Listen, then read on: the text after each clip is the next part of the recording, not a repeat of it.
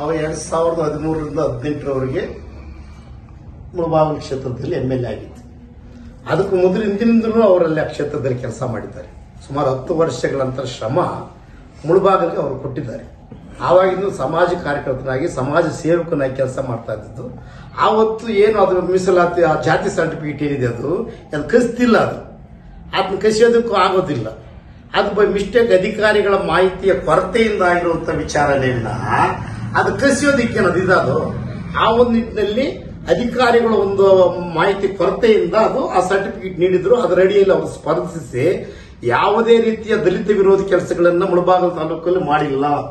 ಕರ್ನಾಟಕ ರಾಜ್ಯದ ಎಲ್ಲಾ ಕ್ಷೇತ್ರಗಳನ್ನು ಪರಿಗಣಿಸಿದ್ರೆ ಅವರ ಅವಧಿಯಲ್ಲಿ ಏನು ದಲಿತರು ಅಭಿವೃದ್ಧಿ ಆಗಿದ್ದಾರೆ, ಎಲ್ಲಾ ಜಾತಿಯವರು ರಾಜಕೀಯವಾಗಿ, ಆರ್ಥಿಕವಾಗಿ, ಸಾಮಾಜಿಕವಾಗಿ, ಶೈಕ್ಷಣಿಕವಾಗಿ, ಧಾರ್ಮಿಕವಾಗಿಯೂ ಸಹ ಎಲ್ಲಾ ಜನಾಂಗದವರು, ಎಲ್ಲಾ ಜಾತಿಯವರು ಅಲ್ಲಿ ಅಭಿವೃದ್ಧಿ ಆಗಿದ್ದಾರೆ. ಅದರಲ್ಲೂ ದಲಿತರಂದು ಏನಿದ್ದೀರಿ ಆ ದಲಿತರಂತೂ ಬಹಳ ಮುಖ್ಯವಾಗಿ ಬಂದಿದ್ದಾರೆ. ಅದ್ರಲ್ಲಿ ನನ್ನ ಸ್ನೇಹಿತರು ಇದ್ದಾರೆ. ಆ ಒಂದು ಬೆಳವಣಿಗೆನ ನಾವು ಬೇರೆ ಕ್ಷೇತ್ರಗಳಲ್ಲಿ ನೋಡೋಕ್ಕಾಗಿಲ್ಲ. ಕೊತ್ತೂರು ಮಂಜುನಾಥ್ರವರು ಯಾವುದೇ ದಲಿತ ವಿರೋಧಿ ಚಟುವಟಿಕೆಗಳನ್ನಾಗಲಿ ಅಥವಾ ಭ್ರಷ್ಟಾಚಾರದ ಆರೋಪವನ್ನು ಆ ಅವಧಿಯಲ್ಲಿ ಮಾಡಿಲ್ಲ. 5 ವರ್ಷಗಳ ಅವಧಿಯಲ್ಲಿ ಯಾವುದೇ ಒಂದು ಕೋಟ್ಯಾಂತರ ರೂಪಾಯಿ ಆರೋಪ ಮಾಡಿ ಭ್ರಷ್ಟಾಚಾರ ಮಾಡಿಬಿಟ್ಟಿದ್ದಾರೆ, ಲಂಚತನ ಮಾಡಿದ್ದಾರೆ ಅಥವಾ ಜಾತಿ ಮೇಲೆ ಜಾತಿ ನಿಂತುಕಟ್ಟಿದ್ದಾರೆ ಅನ್ನೋ ನೀವು ಎಲ್ಲಾದ್ರೂ ಹುಡುಕಿದ್ರೆ ಅದು ಸತ್ಯವಾಗಿ ದೂರವಾದಂತಹ ವಿಷಯ ಆಗಿದೆ. ಇಷ್ಟೆಲ್ಲ ದಲಿತ ಪರ ಕಾರ್ಯಕ್ರಮಗಳು ಮಾಡಿಕೊಂಡು ದಲಿತನ ಮುಖ್ಯವಾಗಿ ಕರ್ಕೊಂಡು ಬಂದು ಅಲ್ಲಿ ಎಲ್ಲರ ಜೊತೆಯಲ್ಲೂ ಸರ್ವ ಜನಾಂಗದ ನಾಯಕನಾಗಿ ಬೆಳೀತಾ ಇರೋದು ಆತ್ಮ.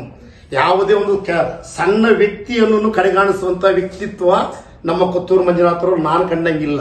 40 ವರ್ಷಗಳ ಜೀವನದ ನಾವು ಕಂಡಂಗೆ ರಾಜಕಾರಣಿಗಳಲ್ಲಿ ನೀವು ಮೀಸಲು ಕ್ಷೇತ್ರದಲ್ಲಿ ಹೋದ್ರೂ ಅಲ್ಲಿ ದಲಿತರನ್ನ ಯಾರನ್ನು ಬೆಳೆಸಿರೋದಿಲ್ಲ. ಆದ್ರೆ ಇವತ್ತು ಮುಳಬಾಗಿಲು ಕ್ಷೇತ್ರದಲ್ಲಿ ದಲಿತರು ಬೆಳೆದಿರುವಷ್ಟು ಆರ್ಥಿಕವಾಗಿ, ರಾಜಕೀಯವಾಗಿ ಬೇರೆ ಯಾವುದೇ ಕ್ಷೇತ್ರದಲ್ಲಿ ಬೆಳೆದಿಲ್ಲ. ಆ ಒಂದು ಅವ್ರಿಗೆ ಇದಿದೆ, ಏನು ಬೆಳೆಸುವ ರೀತಿ ಅಂದ್ರೆ ಅವರು ಒಂದೇ ಜಾತಿಗೆ ಸೀಮಿತ ಆಗಿಲ್ಲ.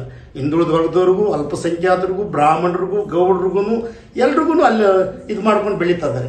ಅಂತ ಒಬ್ಬ ವ್ಯಕ್ತಿಯನ್ನು ವಿನಾಕಾರಣ ನಾವು ನಿಂದಿಸ್ತಾ ಇದ್ರೆ ಆಗಿದೆ. ಅದು ಅಧಿಕಾರಿಗಳ ಮಾಹಿತಿ ಕೊರತೆಯಿಂದಾನೋ ಅಥವಾ ಅಧಿಕಾರಿಗಳ ಇದರಿಂದಾನೋ ಅದು ಜಾತಿ ಸರ್ಟಿಫಿಕೇಟ್ ಕೊಟ್ಟಿದ್ದಾರೆ. ಆಮೇಲೆ ಸಾಬೀತಾಗೋದಕ್ಕೆ ಇಷ್ಟು ದಿವಸ ಆಗಿದೆ.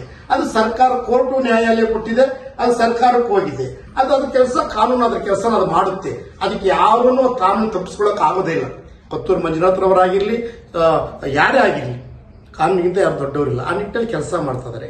ಆದರೆ ಕೆಲವು ನಮ್ಮ ಸ್ನೇಹಿತರುಗಳು ವಿನಾಕಾರಣ ಇದನ್ನ ಇವತ್ತಿಂದಾನೇ ಅಲ್ಲ, ಪ್ರತಿ ದಿನ ಆತನ ಬಂದಾಗ ಯಾರ ತಂಟೆಗೂ ಹೋಗೋದಿಲ್ಲ. ಆತನ ವಿನಾಕಾರಣ ಆತನ ರೇಗಿಸುವಂತ ಪ್ರವೃತ್ತಿಗೆ ಹೋಗಬಾರ್ದು. ಒಂದು ಒಳ್ಳೆಯ ವ್ಯಕ್ತಿನ ನಾವು ಕೆಟ್ಟವ್ರು ಮಾಡಬಾರ್ದು. ನಾನು ಹೇಳ್ಕೊಳ್ಳೋದಿಷ್ಟೇ. ಆತನ ಪದೇ ಪದೇ ಯಾವುದೇ ಬೇರೆ ರಾಜಕೀಯ ಏನು ವ್ಯಕ್ತಿಗಳಿದ್ದಾರೆ ಬೇರೆ ಪಕ್ಷಗಳಲ್ಲಿ ಅವರ ಒಂದು ಕುಮ್ಮಕ್ಕಿನಿಂದ, ಆ ಪಟ್ಟಭದ್ರ ಶಕ್ತಿಗಳ ಕುಮ್ಮಕ್ಕಿನಿಂದ ಈ ರೀತಿಯ ಒಂದು ಕೂಗು ಬರ್ತಾ ಇದೆ. ಆವಾಗ ಕೊತ್ತೂರು ಮಂಜುನಾಥ್ಗೆ ನಮ್ಮ ಬಾಬಣ್ಣ ಹೇಳ್ದಂಗೆ ಪ್ಯಾಕೇಜ್ ಕೂಗಾಗಬಾರ್ದಿತ್ತು. ನಿಮ್ಮ ಹೋರಾಟ ಇದೆಯಾ, ಮಾಡೋಣ, ಸಂವಿಧಾನಬದ್ಧವಾಗಿ ಮಾಡೋಣ, ಅಂಬೇಡ್ಕರ್ ಆಶಯದಂತೆ ಮಾಡೋಣ. ಇನ್ನು ವಿನಾಕಾರಣ ಒಳ್ಳೆಯ ವ್ಯಕ್ತಿಯನ್ನು ತೇಜೋವಧೆ ಮಾಡುವಂತಹ ಪ್ರಯತ್ನಗಳಿಗೆ ಯಾವ ವ್ಯಕ್ತಿಯನ್ನು ಮಾಡೋದು ಬೇಕಾಗಿಲ್ಲ. ನಾನು ಕೊತ್ತೂರು ಮಂಜುನಾಥ್ ಅಂತ ಹೇಳ್ತಾರಲ್ಲ, ಯಾವುದೇ ವ್ಯಕ್ತಿಯನ್ನು, ಯಾವುದೇ ಜಾತಿಯವರಾಗಿರ್ಲಿ, ಯಾವುದೇ ಪಕ್ಷದವರಾಗಿರ್ಲಿ, ಒಳ್ಳೆಯ ವ್ಯಕ್ತಿಯನ್ನು ತೇಜೋವಧೆ ಮಾಡೋದು ಅಮಾನವೀಯತೆ. ಆ ನಿಟ್ಟಿನಲ್ಲಿ ಏನ್ ನಾಳೆ ತಾವು ಬೇರೆಯವರು ಏನ್ಕೊಂಡಿದಾರೋ ಅದು ಆ ತರ ಒಬ್ಬ ವ್ಯಕ್ತಿಗೆ ತೊಂದರೆ ಕೊಟ್ರೆ ನಾವು ಅಂಬೇಡ್ಕರ್ ವಾದಿಗಳು ಯಾರಿಗೂ ನಾವು ತೊಂದರೆ ಕೊಡೋರಲ್ಲ. ಆದ್ರೆ ಆ ತರದಲ್ಲಿ ಏನಾದ್ರು ಮಂಜುನಾಥ್ ಅವರು ಮಾಡಿದಾಗ ನಾವು ಇಲ್ಲಿ ದಲಿತ ಮುಖಂಡರುಗಳೆಲ್ಲ ಸೇರಿದ್ದೀರಿ, ಮಹಿಳಾ ಮುಖಂಡರುಗಳಿದ್ದೀರಿ, ನಮ್ಮ ಕಡೆಯಿಂದನೂ ಪ್ರತಿರೋಧ ಅದಕ್ಕೆ ಹಾಗೆ ಆಗುತ್ತೆ. ಯಾಕಂದ್ರೆ ನಾವು ಸಮಾಜದಲ್ಲಿ ನೀವ್ಯಾರೋ ಒಬ್ಬರೇ ಮಾಡಿದ್ದಕ್ಕೆ ಇಡೀ ಸಮಾಜಕ್ಕೆಲ್ಲ ಕೆಟ್ಟ ಹೆಸರು ಬರೋದು ಬೇಕಾಗಿಲ್ಲ. ಕೊತ್ತೂರು ಮಂಜುನಾಥ್ ಒಬ್ಬರಿಂದಾನೇ ಇವತ್ತು ನೀವು ಇದನ್ನ ಹಿಡ್ಕೊಂಡ್ಬಿಟ್ರೆ ಇನ್ನೂ ಎಷ್ಟೋ ಇದೆ ರಾಜ್ಯದಲ್ಲಿ, ಈ ಜಿಲ್ಲೆಯಲ್ಲಿ ಬಹಳಷ್ಟು ಸಮಸ್ಯೆಗಳಿದ್ದಾವೆ.